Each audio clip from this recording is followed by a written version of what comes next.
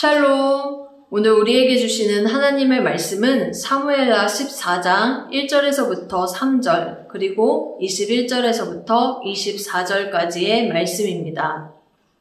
오늘 본문 말씀을 이렇게 나누어서 간략하게 살펴보지만 사무엘하 14장 전체를 읽어보시면 말씀을 이해하는 데 더 도움이 될 것입니다. 우리가 드라마를 보다 보면 악역을 맡은 사람들이 자주 사용하는 말을 듣습니다. 한 번쯤은 다 들어보셨을 텐데요. 수단과 방법을 가리지 말고 처리해 라는 말입니다. 그들에게는 어떠한 목적이 있습니다. 그 목적은 분명하고요. 대부분이 자신의 유익을 위한 것입니다. 겉으로 보기에는 가족이나 타인 혹은 회사나 자신이 속해 있는 곳을 위한 것 같지만 안을 들여다보면 결코 아니죠.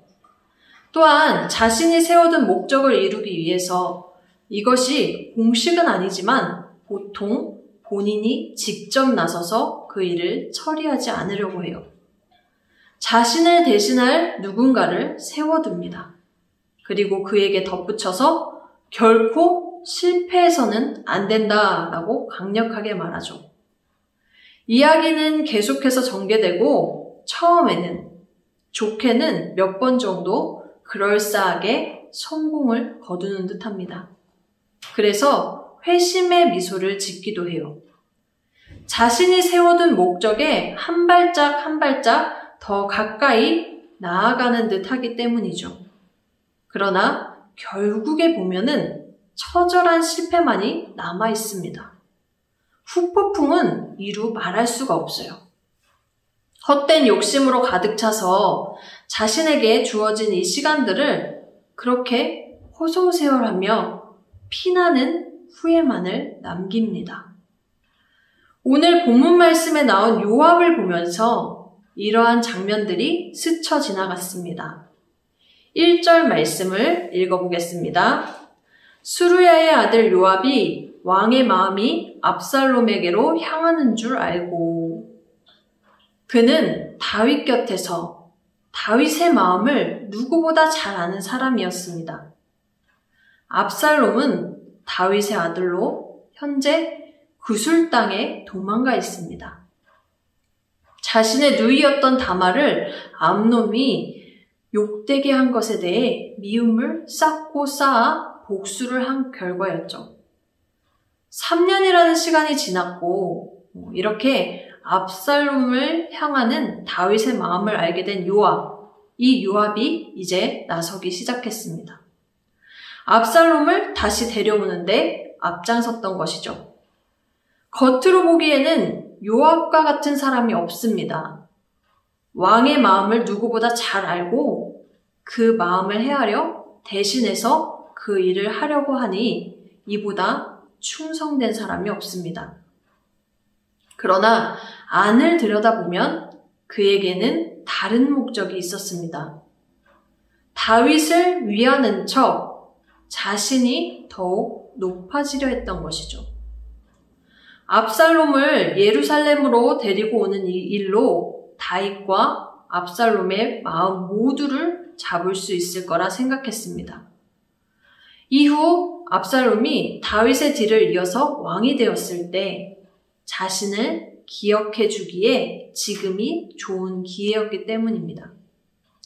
그는 나름 철저하게 일을 진행했습니다. 2절 말씀입니다. 드고아에 사람을 보내 거기서 지혜로운 여인 하나를 데려다가 그에게 이르되 드고아는 예루살렘에서 꽤 떨어진 곳에 위치한 곳으로 다윗과 그 주변인들이 그 여인에 대해 아는 바가 없습니다.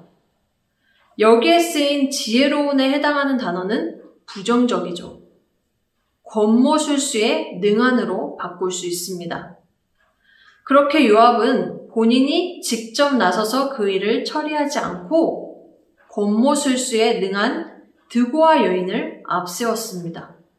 물론 그에게 직접 당부도 했고요. 2절 후반절과 3절 말씀입니다. 청하건대 너는 상주가 된 것처럼 상복을 입고 기름을 바르지 말고 죽은 사람을 위하여 오래 슬퍼하는 여인같이 하고 왕께 들어가서 그에게 이러이러하게 말하라고 요압이 그의 입에 할 말을 넣어주니라. 이처럼 요압이 이 여인으로 일을 진행하려 했던 것은 먼저는 자신이 넣어준 말을 다윗에게 실수 없이 설득력 있게 전달해 주기를 바랬기 때문입니다. 더불어 예상치 못한 상황을 만났을 때 당황하지 말고 재빠르게 빠져나오기를 바랬기 때문입니다. 모두 자신을 위한 것이었죠. 여인은 요압의 바람처럼 잘 해주었습니다. 다윗이 이 모든 배후에 요압이 있었다는 것을 알았지만 어찌된 일일까요? 화를 내기는커녕 요압의 뜻대로 해주었습니다. 21절 말씀입니다. 왕이 요압에게 이르되 내가 이 일을 허락하였으니 가서 청년 압살롬을 데려오라 하니라. 요압은 그때부터 자신 있게 본인이 직접 압살롬을 데리고 예루살렘으로 왔습니다. 그러나 끝내 이것이 비극이 되었죠. 24절 말씀입니다. 왕이 이르되 그를 그의 집으로 물러가게 하여 내 얼굴을 볼 수 없게 하라 하매 압살롬이 자기 집으로 돌아가고 왕의 얼굴을 보지 못하니라. 이것이 또 하나의 계기가 되어서 계속해서 분을 품은 압살롬은 이후에 반역을 꾀합니다. 요압이 처음에 가졌던 목적과는 많이 어긋나 있습니다. 또한 여기까지 살펴본 바로는 그 어디에도 하나님의 뜻을 발견할 수가 없죠. 오로지 사람의 생각과 뜻뿐입니다. 그것도 방향을 바로잡은 목적을 가진 뜻이 아닌 자기 자신을 위한 개인의 이기적인 뜻에 의한 것이었습니다. 그러자 일이 착착 진행되는 것 같아 보였지만 결코 아니라는 것을 보게 되었습니다. 밧세바의 간음, 우리아의 죽음으로 인해 다윗에게 죄가 가득했을 때 나단 선지자가 찾아왔고 하나님의 말씀이 선포되었습니다.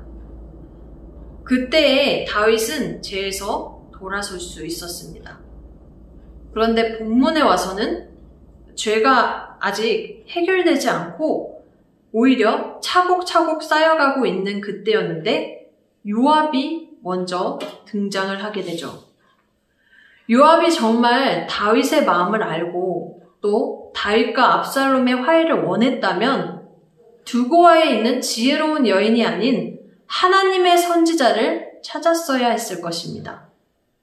하나님의 말씀이 다윗을 향하여 선포될 수 있도록 그 일을 위해 사람을 보내야 하지 않았을까요? 정말 해결되어야 할 부분이 무시된 채 다른 목적이 치고 들어오니까 요압이 원하는 대로도 아닌 엉망진창이 되어버린 것입니다. 세상에는 세상이 원하는 지혜가 있습니다. 그것을 택하라고 계속해서 우리로 손짓하죠.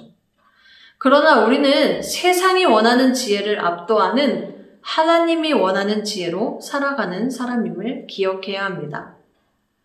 우리가 이 땅을 살아가면서 어떠한 목적을 가지고 사느냐는 중요한 문제입니다.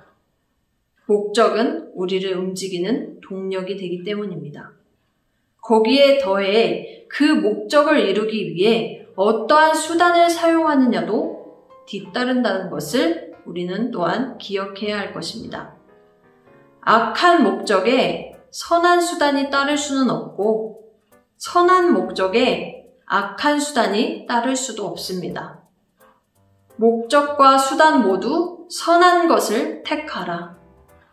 작은 일에서조차 하나님이 우리를 부르신 목적을 발견하고 그 목적을 향해 나아가는 우리 모두 되기를 소망합니다. 또한 이러한 선한 목적을 가지고 나아갈 때 뒤따르는 수단 역시 하나님이 기뻐하는 것을 택하여 나아가는 우리 모두 되기를 축복합니다.